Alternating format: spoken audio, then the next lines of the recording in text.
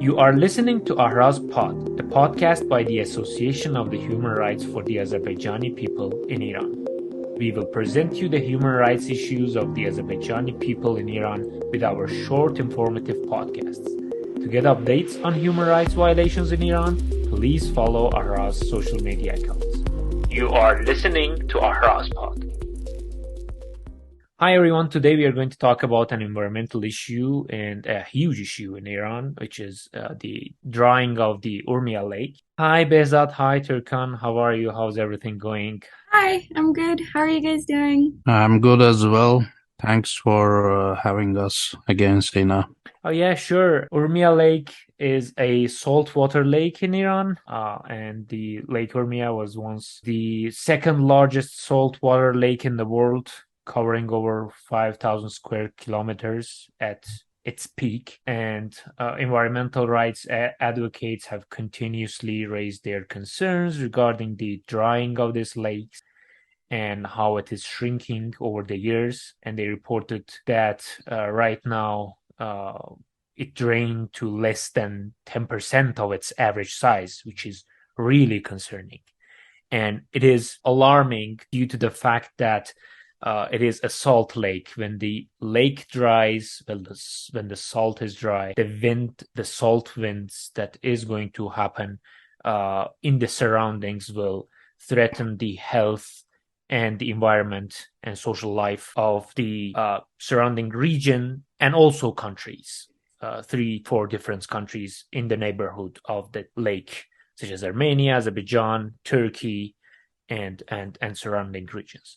So yes, firstly, let's talk about the history, that how this process evolved, how it progressed, why the lake shrinked, why nobody did anything, and what is the latest situation. The floor is yours. Our audience may not know where Urmia Lake located. This lake is located in northwest of Iran, a mountainous region of Azerbaijan, which is one of the country's productive ecosystems.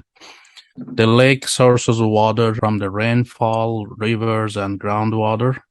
In addition to the environmental and ecological amenities, the lake serves the base for the agriculture, industry, energy, food, and water consumption for the people, like provides water and food resource for more than 11 million people. Over the course of 30 years, the Lake Urmia started shrinking. The main reason started from years after Islamic Revolution, because after Islamic Revolution, the new system in Tehran had an idea of getting independent from the rest of the world, and they wanted to rule the country as an island. And to do this, of course, they needed to have food security because they didn't want to be dependent to imports from other countries. And to do this, they started expanding agriculture. And to expand agriculture, they needed water because Iran is a dry country anyway.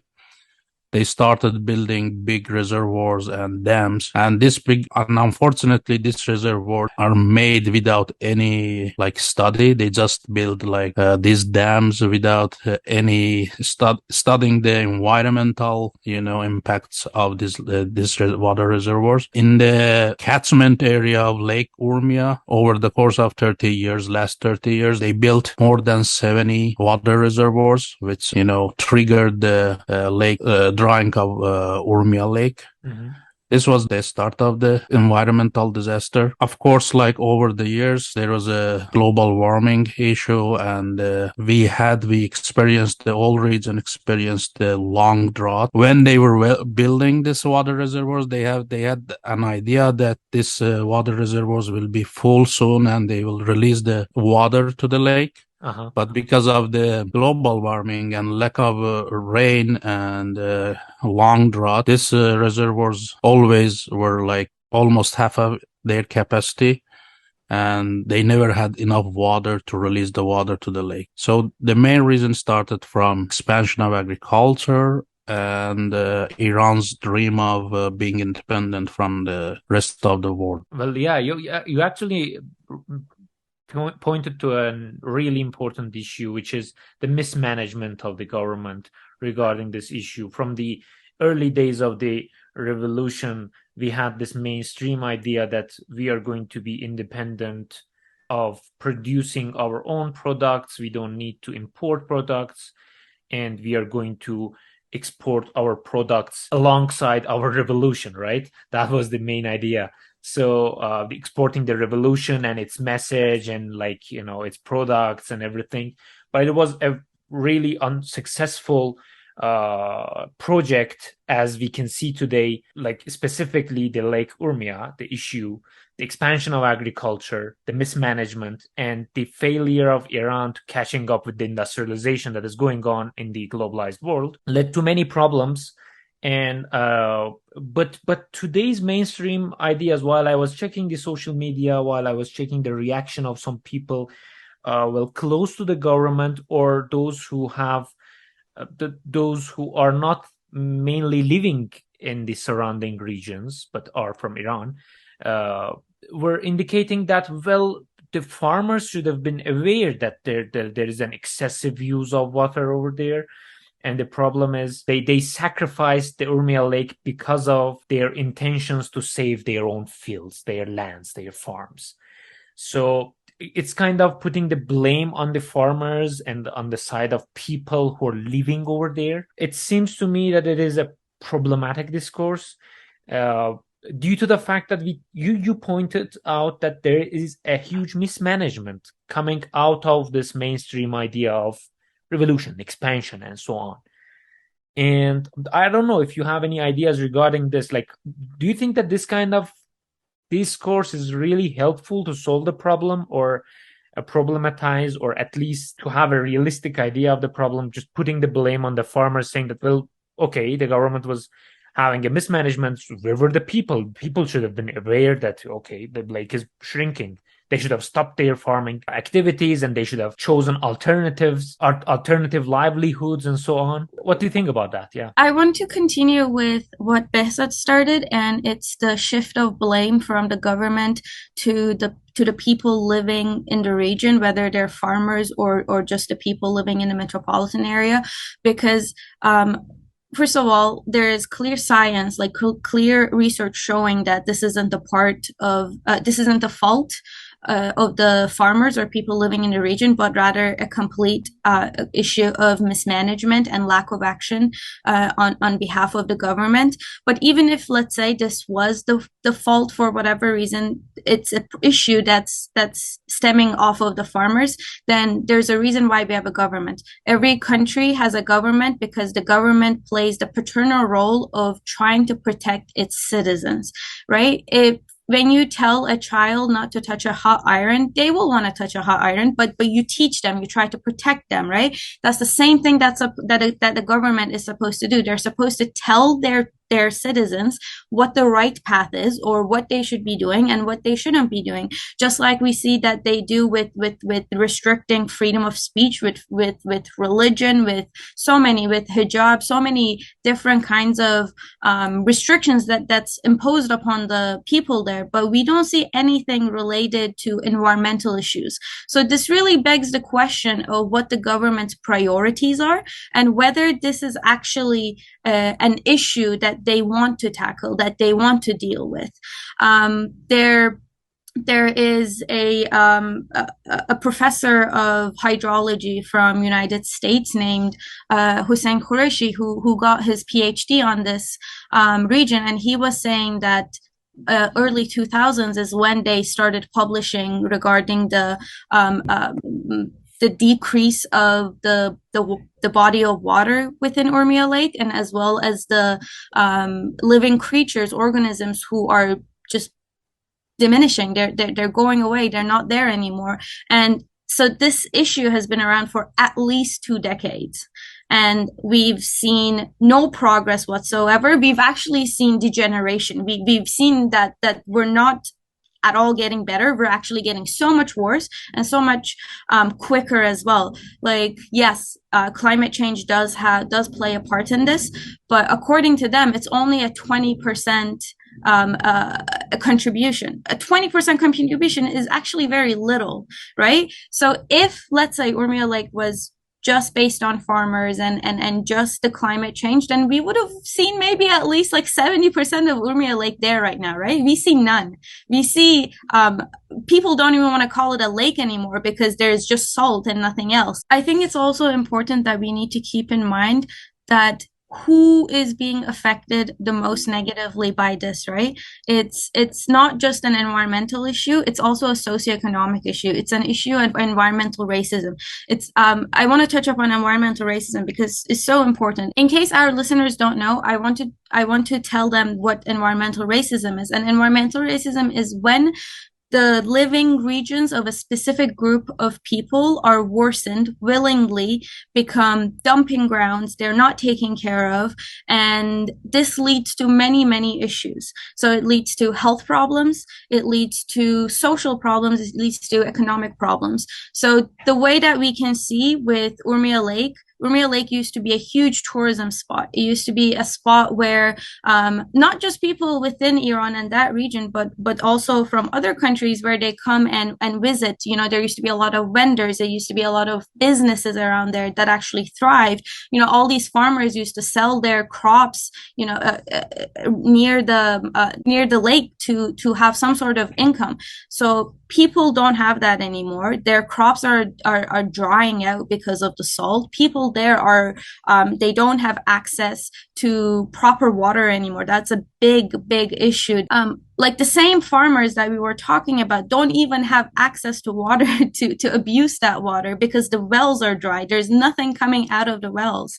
And the people who live in this region are specifically minorities, right? There's a pattern here that the government takes water from many different regions of Iran to take it to Isfahan, to take it to Yazd, to take it to Tehran, all these places where the Persian dominant group lives, but the minorities, right? And this is not just the Azerbaijani people. You know, when you look at the Arab people in Al Ahwaz, they're not doing any better. So there is a clear systemic discrimination here that the lives of certain groups are deemed better or more valuable than the lives of these minorities. Turkan raised a really good point. Actually, according to these studies, if government were investing in only Artemia, the value of like production would be even greater than the agriculture. It's caused like the dry up of the Lake Urmia. So I want to go back to your question, Sina.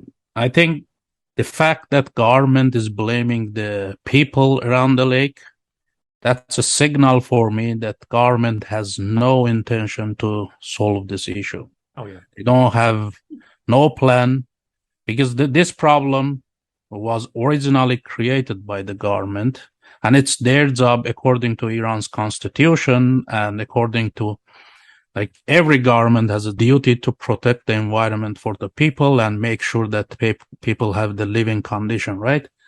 The fact that Iran is blaming people, that shows that Iranian government has no intention. They just want to buy time. They have some plans, but we are not aware of it. I don't know what they are doing exactly there, because even if like they dried this lake only for the purpose of agriculture, in a couple of years and maybe in a decade, we cannot have agriculture there. So this agriculture will be gone. So that shows that Iran, maybe they are very myopic, or they have some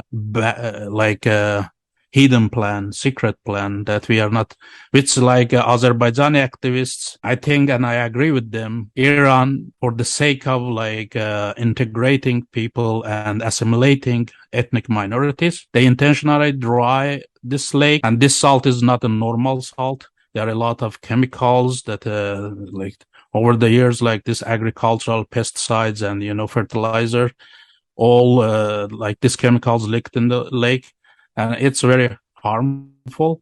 And when the wind comes, this salt goes to the cities around, like in Tabriz, Urmia, and people are having hard time breathing. So there are documentaries showing that in last decades, the villages around the lake, like more than like 10 people, they died from like, you know, the cancer in the respiratory system. So this is a really bad sign. This is gonna, in over the time, this will happen.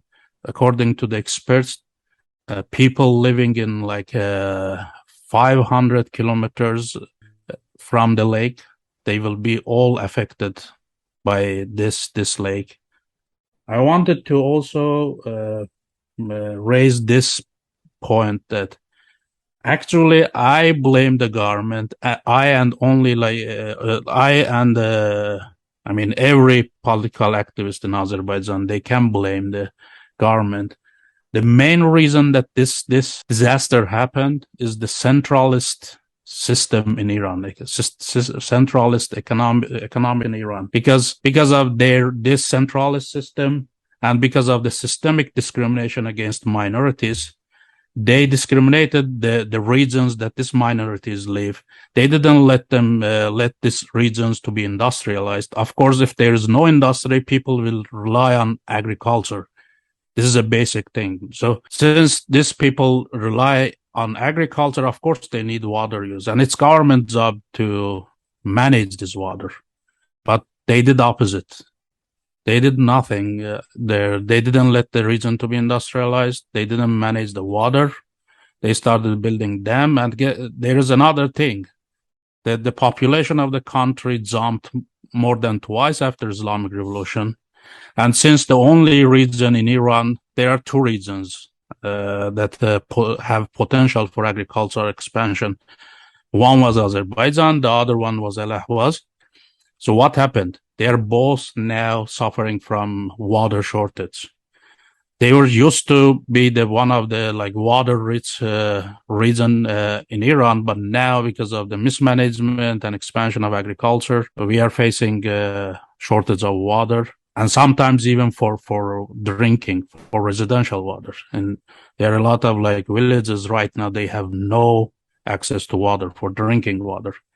So I think all of us can blame government for this disaster. For a government that hates the West so much, this is actually a tactic right off of colonialist UK book, where they go and the same thing that you see in North America or Australia with indigenous people. Like Canada is one of the countries in the world that has the most fresh water in the world. Like the entire world will go through water problems, but Canada will not go through that. But within the same country, if you go to north of Canada where indigenous people live, it's the same issue, right? They open their sink, the water that comes out of it is all muddy, right? Canada has the money for it, they have the technology for it, but they're not doing anything because inaction itself is actually worsening the situation. And it's the same thing there, right? The government's today, tomorrow, but tomorrow never comes. And in the meantime, like you said, that people are getting horrible health problems. There's a forced migration. People are losing their touch with their ethnicity and their culture. So there is a lot of benefit and profit actually from this. It's just a matter of who is gaining from that. And talking about that negative side, there is this one positive side about West, which when catastrophes happen, at least on their region, it leads to different countries coming together, signing agreements and conventions to solve the issue with solidarity.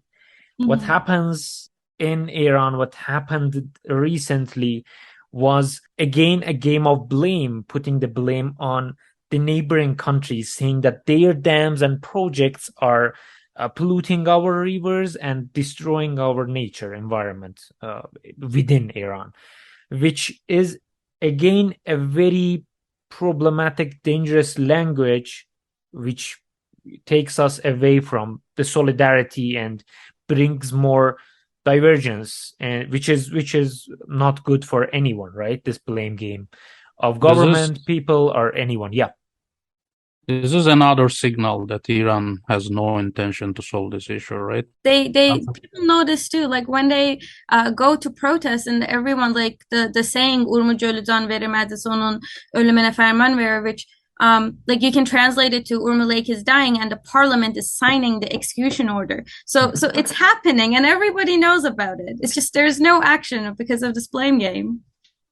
Yeah, they are blaming like Turkey in the first place, which is a pure lie. This is like this claim is just only for internal usage. They blame that Turkey has built dams and that is causing, but this is, if you even like go on Google Map and check, there is no even a single river that comes from Turkey to Lake Urmia's catchment area, starting from Turkey. So all of the catchment area for Lake Urmia is located inside Iran. Iranian government over last 30 years, by building dams and water reservoirs, caused this problem, either intentionally, we don't know, or by mistake.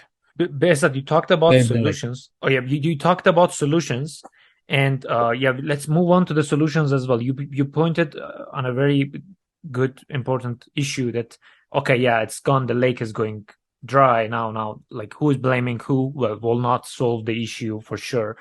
And not recently, like from the very beginning of this problem, we had this parliament members from the region being elected with not just parliament member. I think that there were presidential campaigns built on Urmia Lake to gain votes, that we will have projects to save the Urmia Lake. But we see the current situation of the Urmia Lake, which actually gives an answer to the question of, what happened to those projects? Well, they failed. What should we expect if the lake that the situation continues right now? This is one of my first questions that I have. The second question is, what can be done at this stage to this problem that endangers people's right to health, right to live in a region, and which are basic fundamental human rights? What do you think about what should we expect and the solutions which were provided but failed? What do you think was the reason? I don't think there were solutions that were provided. What solution was there?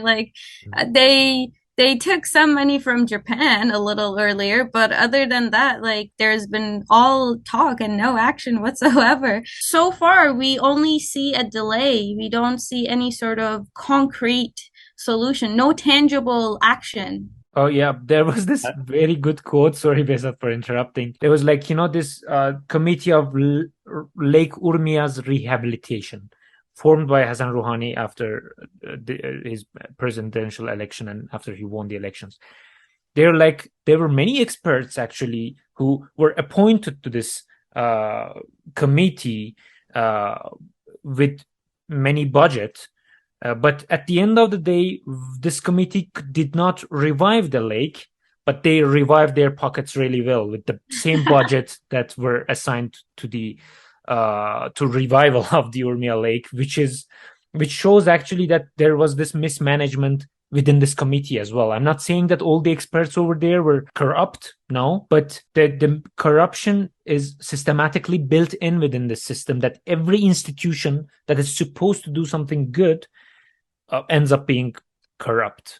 I'm not putting the blame on the experts within the committee. Most probably, there were some good people and those good people actually were being suppressed just because the overwhelming majority of system is corrupt, right? Even if there are good people, they're being suppressed. Sorry, Behzad, for interrupting. Now you continue. Actually, Sina, there are solutions, but what government did so far is not a solution. The only thing they did, they claim, we don't know, they claim they spend billions of Iranian currency on this issue.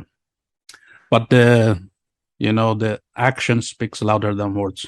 The result is there. So more than 90% of the lake disappeared. Okay, so the thing they did, they kind of cleaned the watershed. They are claiming they cleaned that. But the main problem are dams, water reservoirs, especially the ones located in the south of the Lake Urmia, because the rivers from the southern part of the Lake Urmia provided more than 50% of the water to the lake. So, and now they are claiming that they kind of managing sewerage from Tabriz and Urmia, and the amount that they are claiming that this will go to the lake, it's only the other day I was checking the water need of this lake is like 50 times more than the amount of water they are planning to release to the lake.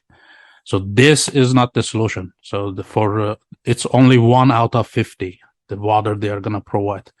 This means that they are just buying time, and they don't want to see people in the streets. They don't want to see the protests. They are just trying to manage the protests, not manage the water. This is what the government did so far.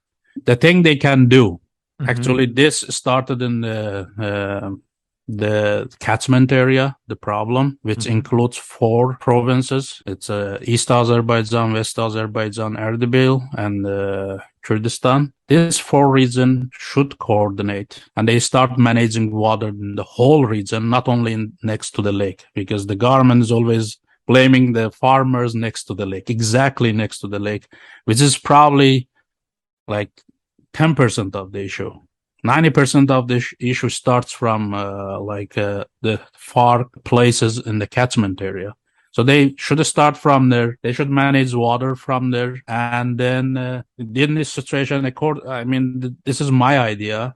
The first thing the government should do now to prevent this disaster, they should stop agriculture around the lake for a couple of years.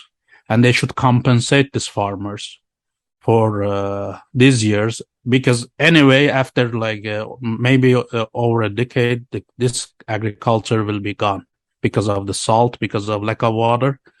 So to protect this agriculture and to protect the lake, they have to cease agriculture around the lake, at least for a short period of time, and compensate the farmers in the region, and try to release more water to the lake over 2-3 years, to buy time to do more fundamental water management projects. One of the biggest that nobody mentions this. I haven't seen anybody mentioning this, but in Iran, most of these waters, of course, it goes to agriculture, but the population growth also contributed to this, because there are 2-3 big cities around the lake. This water reservoirs, they provide drinking water to residential use. But according to the local reports, this water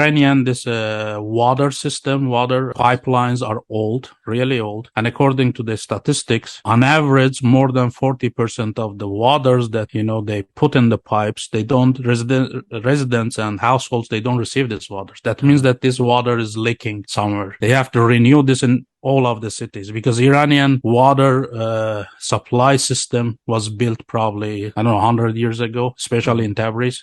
They have to renew this stuff, but nobody is mentioning this because it's a lot of work.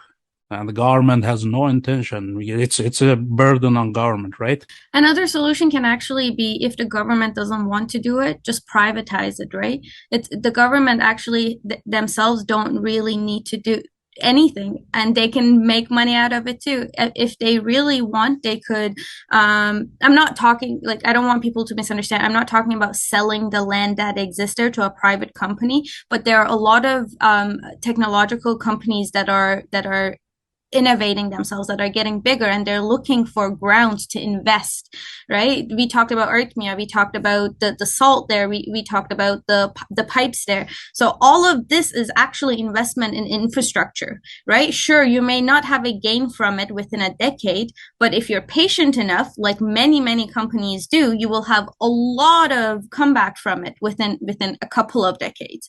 So if the government doesn't actually want to do it, they don't really have to. They could outsource the solution to the problem of Urmia Lake. Turkan, you raised a good point. So I don't know if you read about this, about the cap and trade solution for environmental problems. This is more technical, but it's worth mentioning it. For example, in many of these developed countries, they create a market for carbon dioxide. That's the only way you can raise. They define a cap, carbon dioxide emission. Then they create licenses for that, the shares. And every producer should buy that share to produce. If they don't buy, they cannot produce. And there's a system to enforce this cap and trade. And we have a very successful examples in the world. One is the carbon dioxide and carbon market. Second is Australia. Australia was suffering for a long time from severe drought.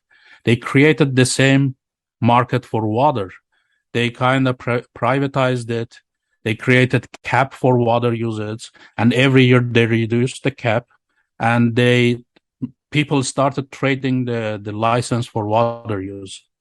And this system, if they privatize, if they create the market water in the region, then that's the way in the long term we can solve the issue. I'm not sure if I'm totally agreeing with the part of privatization issue at this stage, but regarding my solution, I would suggest from a sociological perspective, the government to lift all those restrictions on the protests that Behzad mentioned, suppressing the protests and avoiding or stopping people to form the civil society who will make their demands to be heard by the government, will force the government to hear what is literally the problem in the region, would be a good solution as well, because we saw that government does not have a clear understanding of what is going on in the region.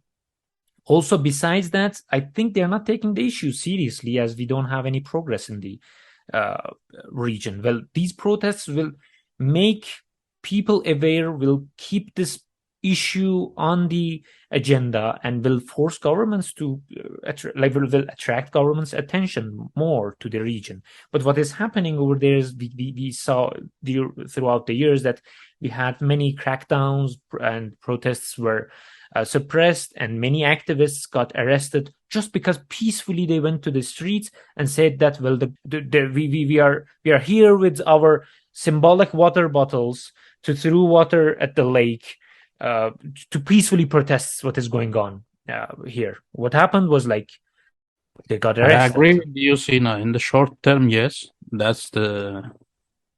the short term, that's a solution. That's actually of course, but in the case of Lake Urmia, regardless of the hard situation, the pressure from the government for against the protests, they have been in the street a couple of times, and more than during the last 10 years, more than 300 Azerbaijani activists got arrested by the government. This shows that government has an intention, has benefit from this situation. I don't know what's that benefit. We need to study more. But there is something there that government intentionally, suppress this protest, and they don't address this, the disaster, the problem, they don't take it serious, and they don't want to solve the issue. This is my opinion. Oh yeah. I was saying the same thing, that that short term, not just in short term, it is one aspect of the problem besides all the technical solutions that is being given. Well, formation of the civil society will help us understand or make our demands heard, besides all what is happening right there technically.